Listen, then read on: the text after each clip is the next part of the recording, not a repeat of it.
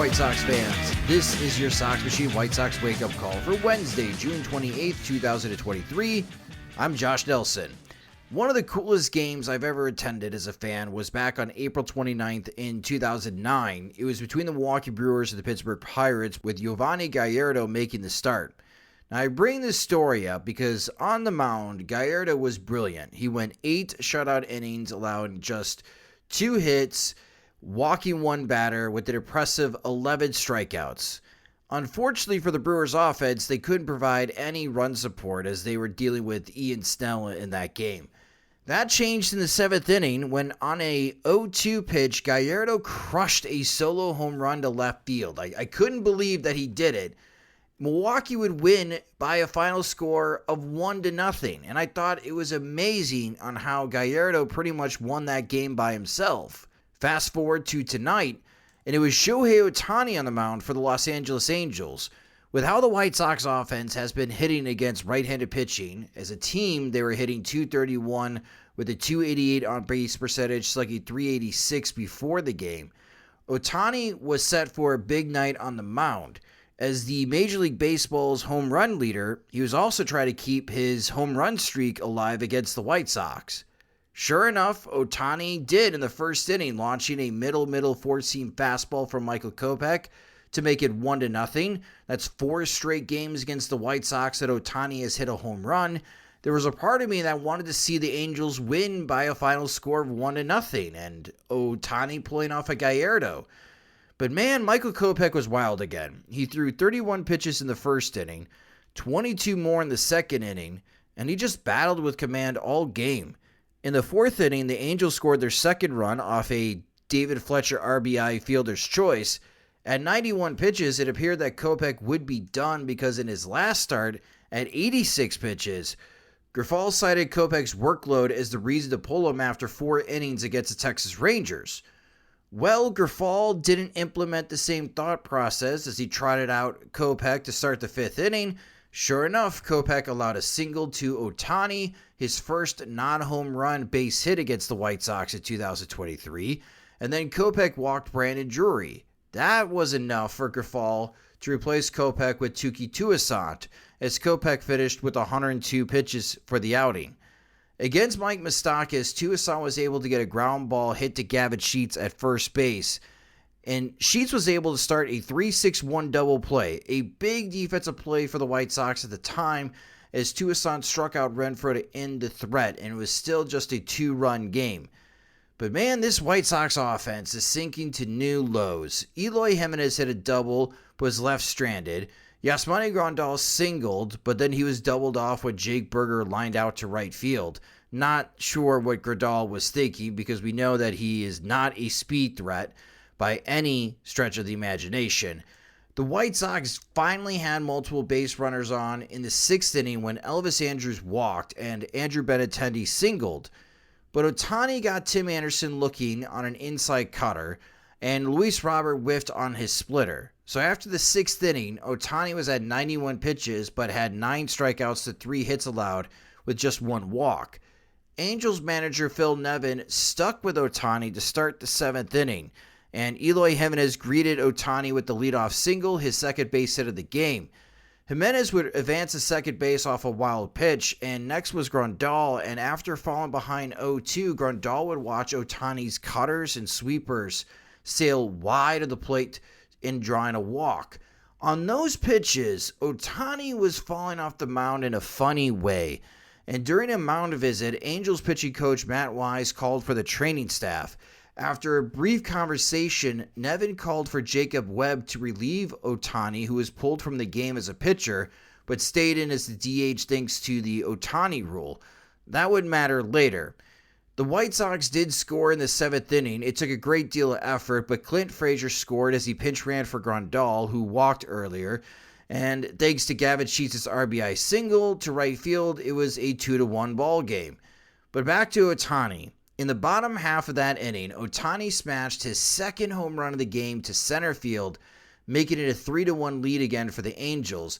Later in that inning, Mike Moustakas would deliver an RBI single to make it 4-1.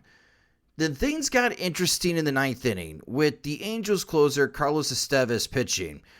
It got dicey for him and the Angels. Jimenez hit his second leadoff double of the night, and this time he scored thanks to Andrew Vaughn's RBI single.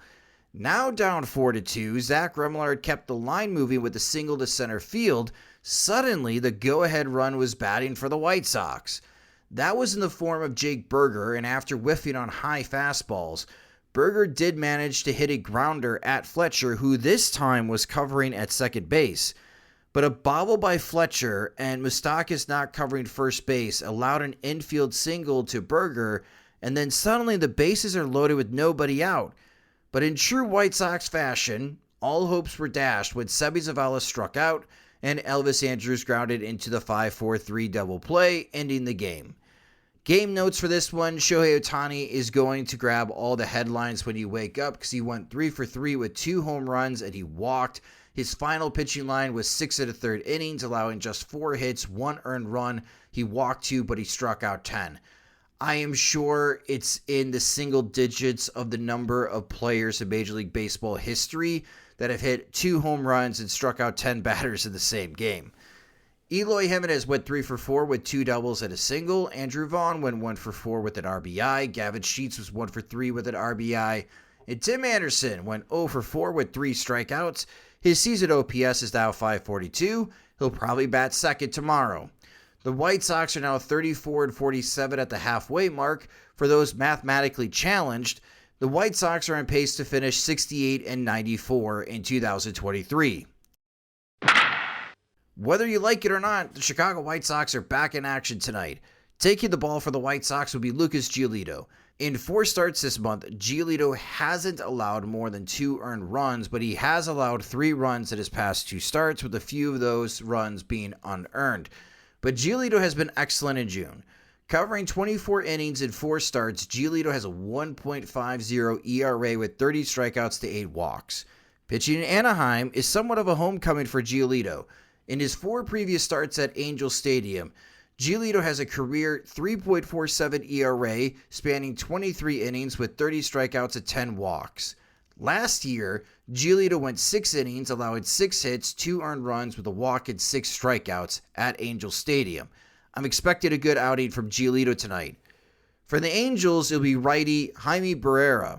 Back on May 31st at Garrett T. Ray Field, Barrera went 5 innings, allowed 4 hits, just 1 earned run, walking 3 and striking out 6 White Sox batters on 90 pitches. Hopefully the White Sox get to Barrera early to hit against the Angels bullpen, or Giolito is going to need to have the mindset of tossing a complete game shutout. First pitch is at 8:38 p.m. Central Time, which you can watch at NBC Sports Chicago or listed on the radio at ESPN 1000 AM. Down on the farm, you have some promotions here. Tim Elko and Jacob Burke were promoted from Kannapolis to Winston-Salem. Terrell Tatum was promoted to Birmingham. Charlotte, Birmingham, and Kannapolis were off, so the Winston-Salem Dash had the spotlight. Unfortunately, they lost the Aberdeen Ironbirds 5-2. Starting pitcher Jonathan Cannon, who will represent the White Sox in the Futures game, had a rough go as he went 4 2/3 innings, allowing 5 hits, 5 runs, all of them earned, walking 4, striking out 3 on 94 pitches. Hunter Dollander in relief went 2 1/3 innings, allowed 2 hits, no runs, walked 1 but struck out 6. Offensively, Wes Kath went 2 for 4 with the home run, his 4th of the season. Tim Elko was 0 for 2 with the walk, 2 strikeouts, but he did pick up an RBI. Jacob Burke was 1 for 3 with a walk and stolen base, and DJ Gladney hit his 4th triple of the season. The Dash are 36-31. Around Major League Baseball, the Cincinnati Reds beat the Baltimore Orioles 3-1. Andrew Abbott is now 4-0 with a 1.21 ERA. Again, another prospect call-up for the Reds, who is hitting the ground running and providing immediate impact. Must be nice.